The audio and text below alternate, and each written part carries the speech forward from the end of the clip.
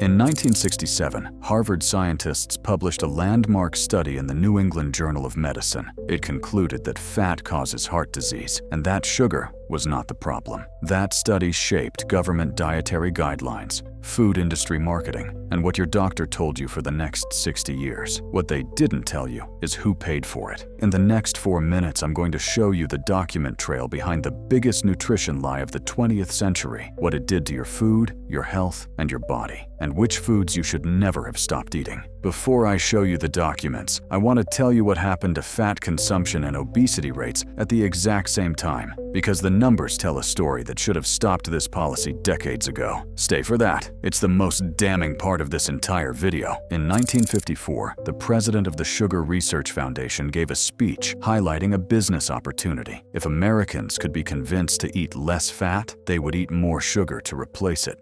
To make this happen, the industry needed science on their side. Internal documents uncovered by researchers at the University of California, San Francisco, and published in JAMA Internal Medicine revealed that the Sugar Research Foundation paid Harvard nutrition scientists the equivalent of $48,900 in today's money to review existing studies on fat and heart disease. The result, published in the New England Journal of Medicine in 1967 with no disclosure of who funded it, concluded there was, and I'm quoting directly, no doubt that reducing fat was the only dietary intervention needed to prevent heart disease. Sugar was declared innocent, fat was declared the killer, and it was published in the most prestigious medical journal in the world. By the 1980s, low fat was government policy. The American Heart Association endorsed it, doctors recommended it, and the food industry saw a gold mine. Overnight, supermarket shelves filled with low-fat yogurt, low-fat milk, low-fat salad dressing,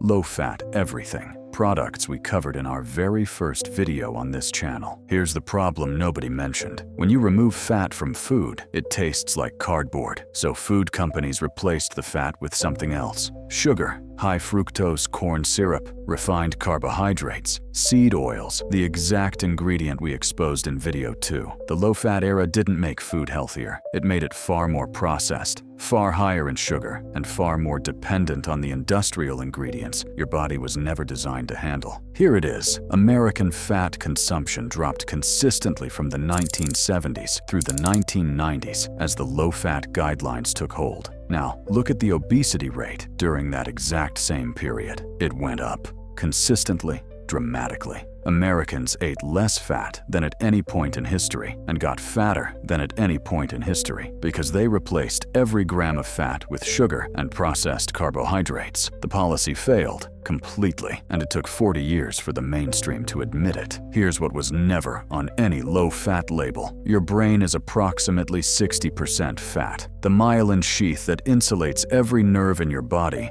is made of fat. Every single cell membrane in your body requires fat to function. Cholesterol, the molecule demonized for 60 years, is so critical that your liver produces it constantly, regardless of what you eat. Because without it, your hormones cannot be made, your cells cannot repair, and your brain cannot communicate. Low-fat diets don't protect your brain, they starve it. Multiple studies now link chronically low dietary fat intake to increased risk of depression, cognitive decline, and hormonal imbalances, particularly in women. The nutrient that was supposed to kill you turns out to be one your brain cannot survive without. The good news is this: the rehabilitation of fat in nutrition science is well underway. The Mediterranean diet, now recommended by 69% of nutrition experts as the single most effective dietary approach for long-term health, is built on fat. Olive oil, fatty fish, nuts, avocados, eggs, full-fat dairy specifically, whole milk, real cheese, full-fat yogurt is now linked in recent research to lower rates of certain chronic diseases, not higher. New research is showing saturated fat from dairy may not carry the same heart risks we were told about for decades. The foods your grandparents ate before the low-fat era arrived, real butter, whole eggs, full-fat everything, are being quietly vindicated by modern science. To be balanced, some nutrition historians argue the sugar industry's influence on the low-fat movement has been overstated, and that independent scientists also supported the low-fat hypothesis based on the evidence available at the time. The full picture is complex. What is not disputed is this: The low-fat dietary era coincided with a dramatic rise in sugar consumption, ultra-processed food, and obesity. Whatever the cause, the outcome failed the public, and the science has now moved on. So here's your takeaway. In 1967, a study funded by the sugar industry told the world that fat was the enemy. The food industry replaced fat with sugar and seed oils. Obesity rates climbed for 40 years while fat consumption fell. And your brain, which is 60% fat, paid the price. The foods you should stop fearing: olive oil, avocado,